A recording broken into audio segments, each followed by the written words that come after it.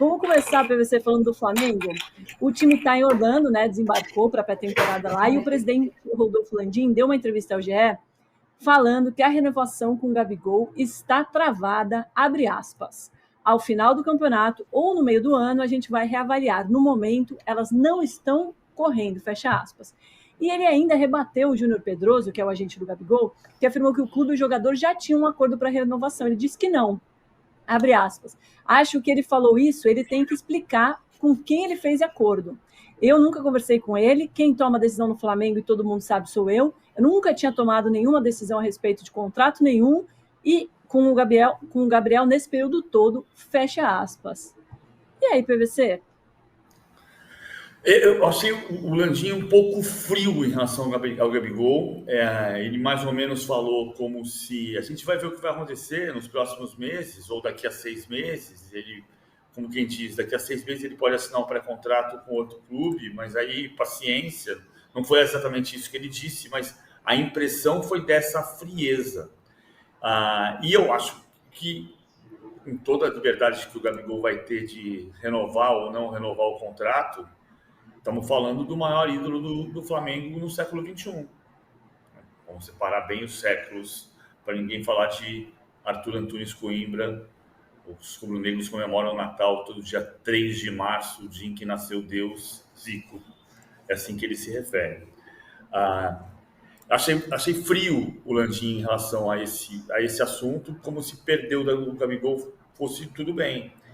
E acho que o Gabigol está sendo frio também de outra natureza. O Gabigol parece o atacante na marca do pênalti. Ele está trabalhando e se você vier conversar comigo, vamos conversar.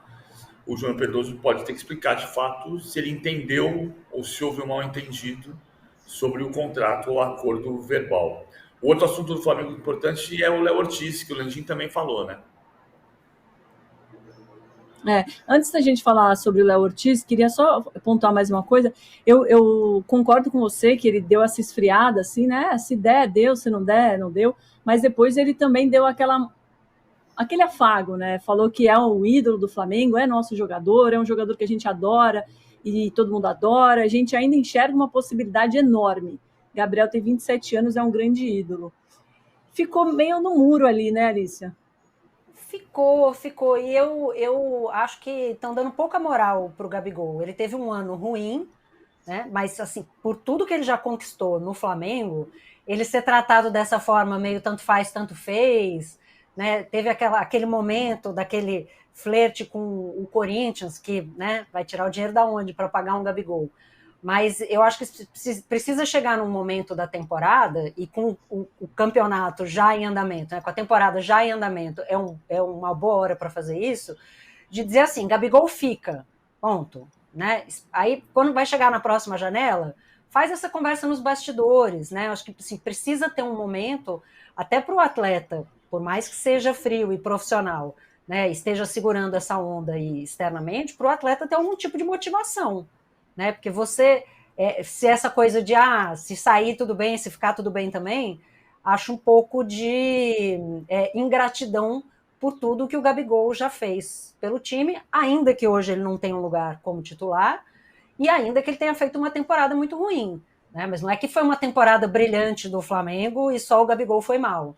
Né? Foi uma temporada de muita oscilação. Então, acho que assim, o Flamengo deveria ter um pouquinho mais de gratidão e acalmar esse episódio Gabigol e esperar a janela do meio do ano para ver se aparece uma oferta. Ele é um jogador caro, né? Então, não é... Aqui no Brasil é difícil, clubes que possam bancar o que ele custa. E fora do Brasil, o mercado a gente sabe que fica mais difícil a partir de uma certa idade, né? Ele tem 27 anos, mas ele já foi para a Europa, já voltou. Então, fica incerto, mas acho que uma hora essa conversa precisa acabar. O PVC, como você acha que vai acabar essa conversa? Eita, PVC travou, voltou. Domi, só pegar uma carona do raciocínio da Alicia. A gente está falando do Gabigol, que é talvez o jogador mais simbólico e representativo dessa fase vitoriosa do Flamengo, um dos mais importantes da história do clube, e tem até aquela charge dele ao lado do Zico, e pode ser um top 3, um top 3 da história do Flamengo, por tudo que ele representa para além do desempenho dentro de campo. Só que no momento da negociação ele está botando isso na balança junto com o desempenho dele de 2023, que deveria ser o norte, o fator que o Flamengo deveria seguir para pautar essa negociação, o desempenho atual dele. E a história não deveria entrar na balança.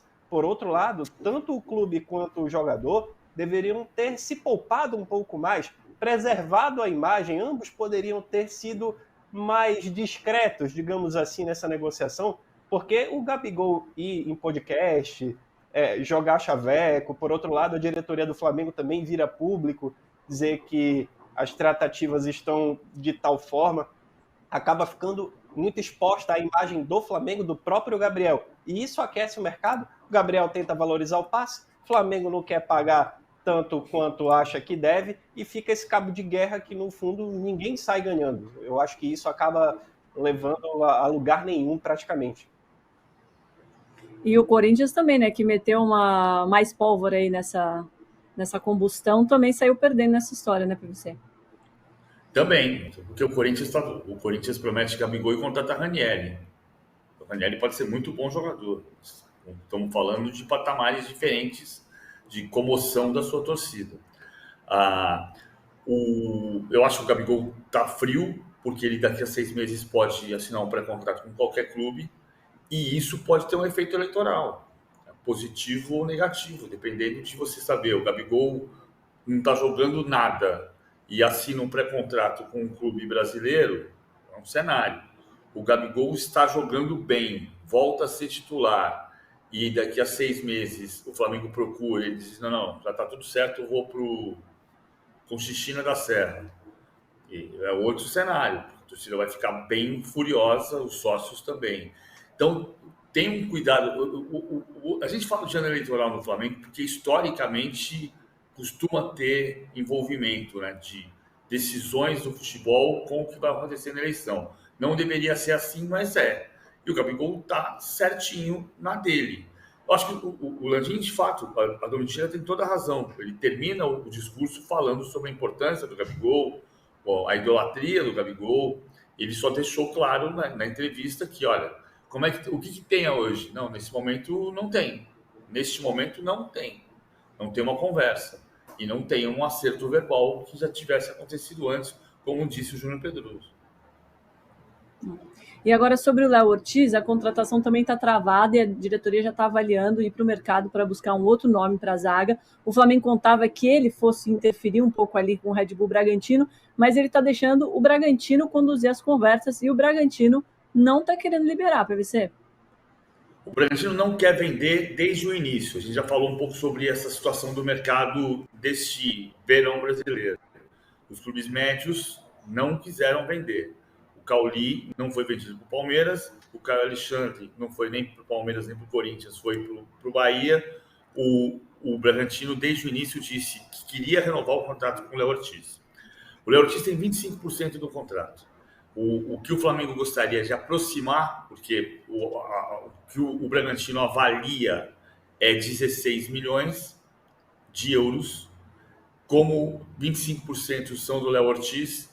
Se o Léo Ortiz abrisse mão dos 25%, o Flamengo pagaria 12 milhões de euros e, neste caso, a Red Bull liberaria o Léo Ortiz. Acontece que o Flamengo não quer chegar nesse valor e o Bragantino, o Red Bull, não abre mão desse valor. Por que não abre mão desse valor? Porque o Bragantino está dizendo, eu quero ter o jogador. Ok, para ele pode ser importante o valor da transferência. Se vocês chegarem nesse valor, eu libero. Mas se não chegar nesse valor, eu não libero. E está aqui um contrato pronto para renovação. Hoje, o Léo Ortiz vai ser inscrito pelo Red Bull Bragantino para jogar o Campeonato Paulista. Isso não significa que a negociação possa necessariamente terminar. Pode, na segunda-feira, o Red Bull pode estrear com o Léo Ortiz ou sem o Léo Ortiz, e na segunda-feira ele se transferir. Mas é nessa condição. O Bragantino quer 12 milhões de euros ou prefere ter o jogador sob contrato. Com um novo e aí entra aquele ponto importante, desculpa, Domi, só para complementar, entra aquele ponto importante que a gente falou do mercado, que os clubes médios, eles não precisam mais vender, né, os jogadores, alguns desses clubes. né? O exemplo do Cauli é um exemplo clássico, né? Ter a força de não só segurar o Cauli, né? Como trazer outros jogadores, ter um investimento muito grande, e o Bragantino a mesma coisa, né? Não tem essa necessidade de vender. Então, por mais que o jogador tenha um desejo, de repente, de atuar no Flamengo, ele esbarra no contrato que ele mesmo assinou, né? Então, o Red Bull hoje faz e tem esse jogo duro que os clubes grandes estão enfrentando e que acabam inflacionando o mercado, né? Porque você não tem mais... É muito mais fácil negociar com quem está precisando de dinheiro, né? Negociar com quem não precisa vender é uma negociação muito mais dura, e o Flamengo está sentindo isso na pele, assim como o Palmeiras sentiu em relação ao Cauli e vários outros clubes nessa janela de mercado. Só que Bom, vou interromper um pouco o assunto, também. porque... Desculpa, Domi, vai lá. Matheus, desculpa. É que o Éder Traschini está direto no Morumbi, vai falar com a gente nessa expectativa para a estreia do São Paulo no Campeonato Paulista contra o Santo André no sábado, 8 horas da noite. Tudo bom, Éder? Bom dia para você. E aí, o Rames treinou como titular ou como reserva? Bom dia, Domi. Bom dia a todo mundo que está acompanhando. Eu estou aqui direto do Morumbi e já sendo bem direto, Domi, o Rames não treinou como titular, não. A tendência é que ele não inicie essa era Carpini aí como titular do São Paulo. O Carpini pediu e trouxe o último treino antes da estreia dele pelo São Paulo aqui para o Morumbi. Aconteceu, acabou, terminou faz uns 10 minutos. Até o Caleri está ali tirando fotos com alguns torcedores que compareceram, está tirando foto com uma bebê. E foi um treino que teve um pouco de bola parada, foi um treino que teve um pouquinho de um espaço reduzido ali, um 6 contra 6. E aí já perto do final da atividade, aí sim o Carpini mandou o resto dos jogadores para o vestiário e ficou só com os seus 11 aqui em campo. E aí a gente conseguiu acompanhar e eu vou passar para vocês aquela que deve ser a primeira escalação do São Paulo do Carpini.